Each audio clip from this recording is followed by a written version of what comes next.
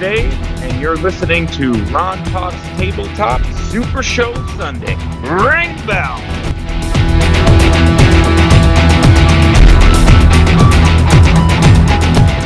Hello, and welcome back to Ron Talks Tabletop Supershow Sunday, a podcast within a podcast where I talk about my favorite card game, Supershow the Game. As always, I like to bring guests on the show to talk about the interesting things that they're doing in the Supershow community. And today's guest is no different, and quite frankly, has been a long time coming. So, sir, would you like to introduce yourself? Who are you? This is audio, right? There's no video. It's cool I'm not wearing pants, right? That's all I want. Right? Right, yes. Okay, good. Okay, hi, everybody. My name is Joel Stinson. I am the creator and player of the Misfit. Well, I am glad to have you on my podcast today, Joel. Thank you. I know must be kind of weird, just kind of out of kayfabe per se, because you're one of those people that I feel like is always on. Yeah, I'm kind of a method actor, I would totally admit. I'm not Jared Leto style method actor, don't worry. I'm not sending you any raps in the mail or anything like that. Once I get into my character, I try to stay into my character. But yeah, it's really weird actually talking in my real voice in the interview, to tell you the truth. I mean, that's what this show is for. Like, I really find it interesting to get to know the people, behind the characters. Sometimes I bring people on and it's totally about like functional things within Super Show, and then other times I'll bring on people that are known for their characters and we'll get to know them. Like, I brought on Rambo, Will Priest, a few months ago, right? And we had a good little chit chat. And Will is an amazing guy. That's all I wanted to say. I love Will. He helped me a lot in this game. Like when I was low, when I was sad, when I was defeated, he kept my spirits up, kept me going. Will's a good dude. Will's a real good dude. And there's some other things I want to talk to, but we'll get into that as we get into the interview proper. Yeah. And I would like to start off with that. So Joel, I know that you're a big wrestling fan and you've been a big wrestling fan for a long time and everything like that. But I want to talk about your experience with wrestling fandom. Tell us where that wrestling fandom come from, what do you like, and that kind of stuff. Well, my cousins were actually professional wrestlers. Basically, I had no choice. It was family stuff. They sat my butt down when I was a little kid, and they made me watch wrestling, and I ended up becoming their practice dummy for a lot of their moves when we were kids. I still have a bad back from a powerbomb I took at Easter. But yeah, my cousins got me into wrestling, and I'm an 80s child, and I saw the immortal Hulk Hogan, and that was it for me. I was hooked. There are millions of other people that were in your shoes. Yeah. No doubt about it. Most definitely the largest of larger-than-life characters during that era. So he was the first, really. So I know that you're a big Hulk Hogan fan. Actually, you may be the biggest Hulk Hogan fan that I've ever met, in person or otherwise. You do a little collecting. Yes, I have what people call my Hogan shrine. I call it my Hogan collection, my Hogan section, but the dude and others call it my Hogan shrine. But yes, I have a nice collection of rare and weird Hogan merchandise. Anything in particular that sticks out to you that you'd like to share about? One of my all-time favorite pieces is the Hulk Hogan Ultimate Grill, which was his answer to the George Foreman grill. And the greatest thing about that is it's super rare because it only came out on one line because it caused house fires. It was immediately taken off the market. So super hard to find, not many around. I was able, luckily, to get one for a decent price on eBay. So yeah, I got that. I also got the Hulk Hogan Thunder Mixer, which is a blender with Hulk Hogan's name on it for some odd reason. I knew about the grill, but I didn't know about the mixer. Yeah, it's not really a blender. It's literally a mixer. It's literally just like putting your spoon in and spinning it. It's just got a little thing that spin your protein shakes or whatever you want to. It just spins it up, and there you go. You could just put it in the thing and shake it, but hey, it got Hogan's name on it, so I bought it. Capitalism. Right. What is your favorite era of wrestling? Oh, Golden Era, obviously. Okay. Yeah. You got Hogan. Well, I have to ask. Of course, but you got Hogan, Savage, Piper, DiBiase, Demolition. You had the Legion of Doom. You go to WCW, you got Sting, you got Flair, you got Ron Simmons. All the greats were then. I mean, yeah, they might have been like a little bit of a steroid to coke down their brains, but it made for entertaining wrestling. Right. Definitely entertaining, for sure. What's funny is that, like, I grew up watching Mid-South Wrestling, so I was, Junkyard Dog fan before he went to WWF. He was the first wrestler I ever met. Oh, really? Mm-hmm. Oh, wow. Tell me that story, 'cause I'm really curious. It was a little show that was in a high school gymnasium not far from my town. I was probably about, I say 7 or 8 years old. And funny thing is, there was a rookie there that turned out to become the Ultimate Warrior. So interesting. Yeah, saw Ultimate Warrior fight in like a little Jimmy. It was kind of like, it was a house show. It was a house show. And it was before he was like big in the Warrior. He was just some crazy guy running on a ring. He still had the Warrior makeup and everything, but we didn't know who he was. But anyways, I got sidetracked. Leaving, and there's all these people around Junkyard Dog, all these women trying to like kiss on him and everything. And I'm a little kid, and I am probably like 3 foot nothing. I'm the little blonde, 50-pound kid, And he comes running past, and he's running to get to a plane, and I just looked at him, and I was like, "JYD, can I have your autograph real quick?" And he stops dead. Looks at me, throws down all his bags, like, "Yeah, kid." Grabbed the paper, signed it for me. Grabbed all his crap and ran as fast as he could. I was like, oh. But he took the time, You were a great, timely distraction. Yeah, right? It was just, that's another thing to help me out wrestling. Like, dude, that guy took the time just for 3 seconds just to sign up for me when he didn't need to, and I thought that was awesome. That is awesome. Were you into any hobby gaming or anything like that? I mean, like, RPGs. Back when I was young, I did the Dungeons and Dragons. I actually, you remember the Oracle was in the game? Yes. Well, me and her used to be married. She's my daughter's mother. We were together for 15 years. Okay, that's news to me. Yeah, a lot of people don't know that. I'm the one that got her in the game. That is the wildest freaking thing. No, that's not the wildest thing that I've heard in this community. It's the second wildest thing that I've heard in this community.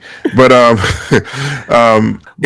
me and her used to own the game room, so we did Magic the Gathering, Dungeons and Dragons, Yu-Gi-Oh, Pokemon, Arkham Horror, all that stuff. You're well versed in the hobby games sphere. Oh, yes. So that leads me into the blend of hobby gaming and wrestling fandom, which is Supershow. Mm-hmm. Tell me about your Supershow origin story. How'd you get into the game? Okay, how did I get in the game? This is gonna be a sad and a cool story at the same time. I had a friend. I had a really good friend. I basically raised this kid since he was 12 years old and treated him like my younger brother. His name was the Beast, Michael Kerr. Okay. He was my best friend. I would have died. He was my ride or die. I would have died for that kid. He's the one that got me in the game. Him and Time Bomb Tim. I've heard very little about Time Bomb Tim, but the less said, the better. I mean, I left the game for a long time. I went and started making cartoons, and I was using the character I made in SRG, the Misfit, as a foundation for those cartoons. The mask, the attitude, the look. I gave him a dog character, Darby, and I started making little internet cartoons with my friend from Canada. He owns a cartoon company. It's called Dust Zombie Productions. They're really funny. They're really good cartoons. I do a lot of voices on them for him because I'm also a voice actor. I mean, I have this one character in the cartoon named Fireboy. She talks ideas because he's just he's a good old boy that lives in a trailer and just smokes a lot of weed. I mean, a lot of weed. But he's a really good boy. I mean, well, it's kind of dumb. But anyway, like I'm saying, so I started making cartoons. And I got engaged, and everything was cool then. And me and that girl split. I'm still friends with the Oracle. The Oracle and me are still best friends. I was just to say, like, I know because you were in a faction together. Yeah. That's what's funny. So Big Jim and Oracle, who are now married, they convinced me to get back into the game. And I'm like, okay, well, I already made Misfit a cartoon character. SRG needs a cool cartoon character. So I'm just going to bring the Misfit, the cartoon version I made of him, and put him in SRG. Yeah, and that actually leads into my my next question is, how are you involved in the Super Show community? Let's talk about that a little bit.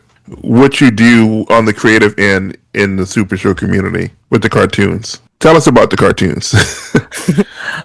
I'm going to lay it out, Misfit. Misfit is basically, I blended together Freakazoid, Beetlejuice, and Rick Sanchez from Rick and Morty. That is the Misfit. That is his attitude. That's why he talks like this. Because I really like Beetlejuice. I was a huge Beetlejuice fan when I was growing up. So I took Beetlejuice voice, got a little bit of a more me to it, and there's the Misfit. But then I'm like, the Misfit needs a really, really out there personality. So I make him worship David Hasselhoff. I make him obsessed with the 80s. That's fantastic. Thank you. Fantastic, by the way. I think the Hasselhoff is one of the greatest things I've done with this character. And then I'm like, all right, so, I mean, I'm not the best player. I totally admit that. I play for fun. I make joke decks. I'll throw in Schoolboy in the deck just to hit somebody with it 7 times a game because I'm having fun. I don't care about titles. I don't care about being the best player in the game. Let that up to the tri-state tryhards. I don't care. So I'm like, I need to do something else to get recognized because nobody's going to notice me just getting my butt kicked. So I'm like, I'll make shows. I'll entertain people because I'm good at entertaining. I love entertaining people. I love seeing smiles on their faces. I love the applause. So I'm making shows, and I love making shows. I love Misfit TV. We're in our 3rd season now. I started this thing by myself. Oracle was my first guest because she's my best friend. So I'm like, hey, I need a guest. Do this. I mean, first episode was me alone. I did it for 2.5 minutes. That was the first episode. We're now in season 3. I have a team of 9 people, including, it's going to sound a little sappy, but including my hero from the game, Eddie Fury. When I first got in this game, I loved Eddie. I thought I loved his gimmick. I was like, Eddie's the bomb. That guy's cool. I like his style because he didn't take himself too seriously, but he acted like he did. And I love that. And now he's one of my best friends, and he's a part of my team. We have 9 people in a team, and we do half-hour shows, and it's just like, it's insane, but I love it. And now we're even, go ahead. No, go ahead. You grew a show from one man, 2.5 minutes to like 7 minutes, whatever, and now you're a 9-person team with 30-minute episodes and still going. Yeah, and now we multiple segments and all that kind of stuff. Yeah, it's cool. Yeah, we went from an interview show now more to a Saturday Night Live style skit show where the guests are now more just put in the skits because everybody's doing interview shows. I mean, They're great. You guys, you have a great one. I mean, Big Picture Premium did when they had Rambo. I mean, Brock is just taking everything. Anyways, so everyone's doing the interview show. So I figured, hey, I like skit shows. Skit shows are fun. I got a good team that could do funny stuff. I got the dude, which he's hilarious. Tim White, the Flame Fighter, his deliveries are great. He's got this deadpan, no nonsense delivery, but it just sounds amazing with all the chaos we got going on. Casey, the Wolf Guardian, that guy is just insanity on top of insanity mixed with craziness. And I love the dude. He claims he's my son. He's not. We got Allie, the foreman. She's amazing. I love her. We got Eddie Fury, like I said. King of Strikes, Sam, T. I mean, we got an amazing cast now, and we're doing more shows. We're branching off into doing Misfit Science Theater and Jackbox games and growing. All right. And so we're going to talk about the shows a little bit. There's some other Super Show related stuff I want to ask you about. So now, how do you plan your shows? Like, what's involved in pulling them off from concept to execution? Basically, it starts off just in our group chat. We'll just be BSing and throwing out stupid ideas, and they're usually someone will say something going on in their real life, and one of us will throw out a script, and that one's good.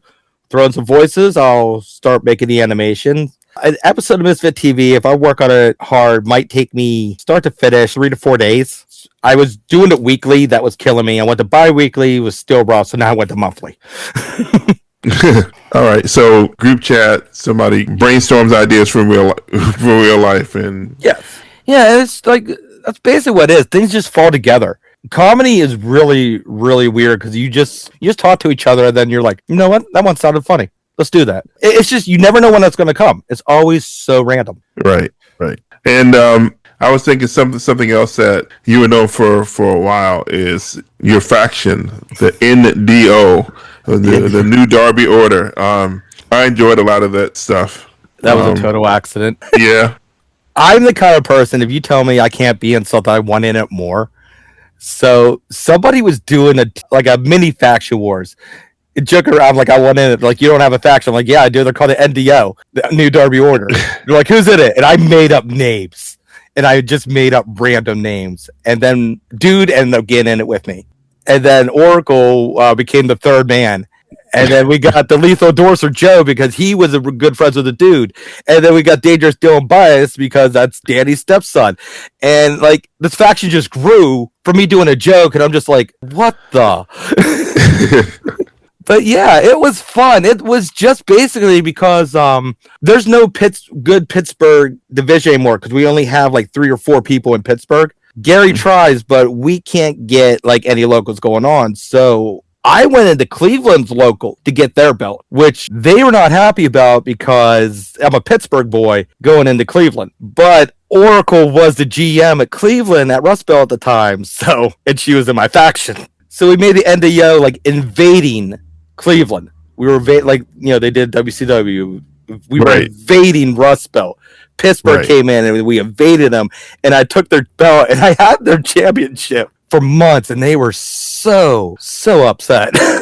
Let's talk about the CCC, and specifically, let's talk about the previous CCC where you and I were both finalists in that. We both tied for second place. Yes, we both tied for second place because it was Rambo's race to lose. Yeah. But what was your approach during that CCC? It's hard to talk about that because I felt like the cards were stacked against me as soon as I got in there. Because the first thing I did when I got in there was go against Boss Bella from the WXXXXXXWX, whatever the heck they were called. And Steve was pushing them. And I know Steve was pushing them. I know why. It was a smart business decision to push them. Right. I get past Boss Bella. Okay, great. And then the very next match, I'm in a tag team with a guy who doesn't promo that much versus Johnny Sims and Boss Bella. No, I just beat Boss Bella. Steve brings her back. Again, understand business decision. Steve's a businessman. 100% understand. So I'm in a handicap match basically against Johnny Sims and Boss Bella. Still, I bust my butt with my campaign manager, the dude, and everyone else from the Misfit crew, and I get past. And but yeah, what was my take on it? It's just like I was just trying to entertain people. Like I try to just be myself, be entertaining. I'm a nice guy and make people laugh. The more people you can make laugh, the more they'll like you, the more they'll vote for you is what I was banking on there. Right. Rambo makes people laugh. He makes people laugh like crazy. And he's got the best smile in the business. He ain't beating that. As soon as I saw we were going against Rambo, I'm like, man, at least I hope I get to the top 3. Right. Yeah. And also, so Rambo was like my inspiration when I got into the game to develop some sort of a gimmick and promo and what have you. Mm-hmm. So like I just wasn't surprised that he ended up winning. And like in my defense in the finals, like with my final pitch video, I took a completely different approach because I'm like, if I go in full Rumble gimmick and all this kind of stuff, I'm like, I'm not gonna beat Rambo. I'm not gonna beat Misfit. Like, so you went in with the whole make a difference Fatu angle, right? Yeah, so I screwed up in the final. I admit I totally screwed up in the finals. I thought we were being judged by people that already knew us. So my video was just a funny video making jokes and stuff, and I barely touched on who we were. And then there's like all these guys that I have no idea who they are judging me. I'm like, oh, oops. Yeah. But you know what? It's in the past. I'm glad I did it once. Won't do it again. I got disqualified this year. I can't do it. Right. But however, your friends did something incredibly nice for you. I can't even express how I feel about that. That one was that was great. It was great and rough at the same time because I had no idea that was coming. I never expected it. Yeah, and the dude and T and everybody, they got me a card. And they did a beautiful video for me. Made me cry on air, which I won't forgive them for. But yeah, yes. Dude completely surprised. He would message me at like 11 o'clock at night. Like, I'd be tired. I'd be, hanging out. And he'd be like, so if you ever had a card, what would you want on it? And me just like, oh, I don't know, this, and this. So you didn't have any idea? No. Of course, I mean, it's not a character in a game. It's not cheap, so I can see why you wouldn't think that they would be trying to buy one for you. That's exactly it. I'm like, yeah. I was like, there was part. Okay, I'll admit there was part of me when I'm like, are they giving me a competitor? And then there's like, no, you idiot. They're not going to spend that much money. Why would they? That it's like I was, even feel guilty even thinking that. I was like, oh God, who am I to think they would buy me a card that would spend that much money? No, that's arrogant of me. And then they did it. I'm like, oh. Because before that, Eddie Fury and a bunch of guys had me a LJN action figure made from the Carney guy from used to be in WWE. Mm-hmm. He makes action figures. They paid to have a Misfit action figure made for me a couple months before this. Did you show it off and I just don't remember? Oh, probably. I've showed it off. It's pretty cool. He's got an NDO shirt on. It's got my Misfit mask and my sunglasses. Side note, get me a picture of that. I'm gonna put that up on my podcast when running it. So, what do you believe was some of your best work overall in Super Show with the Misfit, with the show, or whatever you think? My greatest feud, honestly, I will say, was Ant West, the antagonist, Ant West. Yes. The video game promos we did against the original Nintendo 8-bit video game promos we did against each other. I mean, that was some of both of our best work. I mean, I lost the match in a janky ring match, but the match went on for like 45 minutes. And I remember I was fighting to get Candyman out of a trash can. Yes, I remember the whole feud because it was just fantastic. I'm like, this is Super Show. That started because we were in a Royal Rumble. Me and the dude, and this is actually how me and dude's friendship started. We were the only two people from Rust Belt in that Rumble. Okay. Ant West comes into the Rumble. First thing he does was hit me with a stunner, which flung me off the top rope. Dude saves me and brings me back in. He rolled to save me because Oracle was like, you two the other Rust Belt people watch each other's back in there. So, okay, was this which Super Show event was this? Was it Super Show? Or was this? Yeah, it was so long ago. I don't remember exactly what it was. It was a big Rumble. I think Candyman was putting it on. And that's actually me and dude started talking, and that's formed the NDO after that. Oh! Wait a minute! It was that 20-person thing that she put on for the I forget what. I just think she just put it on. I think there was a U.S. title shot or something in it. I can't remember. It was something like that. I remember Ed eliminated himself because he had bad internet. Was she either she was involved in it or she was the champion, the U.S. champion at the time. I think that might have been it. It was number one contender for Angela's U.S. belt. That was it. Yeah, I remember that. That was wild to watch. Oh, it was like 2 or 3 hours long. Yeah, it was insane. After an hour, I'm like, man, I was so glad I got eliminated. I was in bed before the thing was over. That was my favorite feud. A lot of my favorite things. I mean, I love doing Misfit TV. I've had great guests. I've had Steve himself on the show. I had TJ Marconi was on the show once. That was a cool one. Yeah, but I guess my feud with Ant West is probably my favorite thing I've done so far, besides all my shows. Yeah, it was incredible. I wouldn't mind seeing it being run back. Don't know if he has the time for that. I still talk to him. We have talked about it several times of doing a run back because it's both our favorite feuds. We have talked about it. We're just waiting for the right time. We don't want to do Rock versus Cena 2 when it was crap. We want it to be don't want to wait too long where it's Warrior versus Hogan 2, and that was crap. Right. But we're waiting for the right time on that one. Cool. Well, I look forward to it.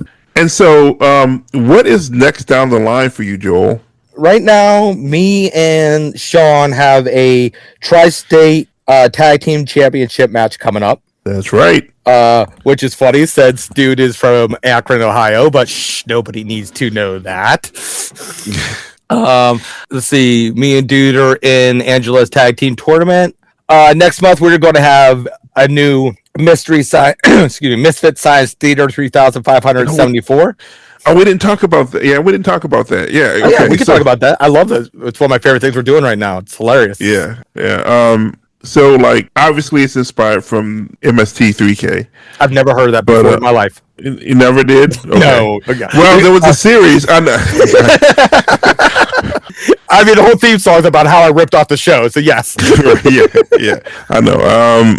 You got anything interesting coming up for that show? Yes. The next movie. I'm not really supposed to say what it is, but I can say it stars Bill Goldberg, Diamond Dallas Page, Sting, and the greatest WCW champion to ever live, David Arquette. But I'm not gonna say what the movie is. Okay. But if you don't know by that, you don't. All know. right, folks. All right, folks. Yeah. I mean, Ron Rumble. You ready? Right. Seriously, we're going to do Ready to Rumble next. I mean, it's obvious. Yeah. It's one of the greatest bad movies to be about wrestling ever, and I love it. So it's going to be fun. I can't wait to watch. Yeah. I don't know if you watched our last one. The last one we did was Reefer Madness. It was a 1939 propaganda movie about the horrors of smoking weed. It was hilarious. I hadn't gone back to watch the VOD.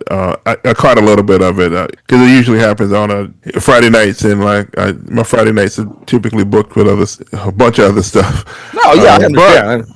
The Christmas, the Christmas Santa Claus one. versus the Devil. Oh my goodness. I loved Santa Claus versus the Devil. That one was great. I mean, the devil was never in there. It was just a demon named Pimp. But anyways, amazing. I love bad movies. Bad movies are my favorite thing to watch. Yeah, they definitely can be entertaining. You give me a movie with Nick Cage or Jared Leto in it, I am a happy man. That makes a whole lot of sense. Those guys, I tell you. I got one final question for you before we wrap things up today, Joel. And, once again, it's been a pleasure having you on my podcast. I've really enjoyed this conversation. I've learned a lot about you that I didn't know. Yeah, like that. I was married for 15 years. Right. Well, I recently found out that you had a daughter. So I'm like, okay, he had a relationship with somebody, I guess, at some point. But and then somewhere I pieced together that you did have that you may have even been married in the past. But I did not know who you were married to. So yeah. The Oracle.